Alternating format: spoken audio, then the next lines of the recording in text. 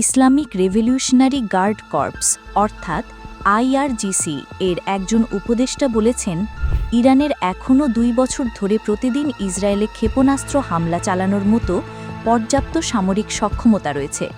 সোমবার 7 July major general Ibrahim জাব্বারি আধা সরকারি মেহের নিউজ এজেন্সিকে বলেন, আমাদের সশস্ত্র বাহিনী তাদের প্রস্তুতির শীর্ষে রয়েছে। তিনি বলেন, বর্তমানে আমাদের গুদাম, ভূগর্ভস্থ ক্ষেপণাস্ত্র ঘাঁটি এবং সুযোগ সুবিধা এত বিশাল যে আমরা এখনও আমাদের বেশিরভাগ প্রতিরক্ষা ক্ষমতা এবং কার্যকর ক্ষেপণাস্ত্র প্রদর্শন করতে পারিনি। আইআরজিসি উপদেষ্টার ভাষ্য, ইসরায়েল এবং আমেরিকার সাথে যুদ্ধের ক্ষেত্রে আমরা যদি 2 বছর ধরে প্রতিদিন তাদের দিকে ক্ষেপণাস্ত্র ছুঁড়ে মারি, তবু আমাদের স্থাপনাগুলো খালি হবে না। প্রসঙ্গত, গত 13 জুন ভোরে ইসরায়েল ইরানের মাটিতে বিমান হামলা চালিয়ে আগ্রাসন শুরু করে। 24 ঘণ্টারও কম সময়ের মধ্যে ইরান প্রতিশোধ নেয়।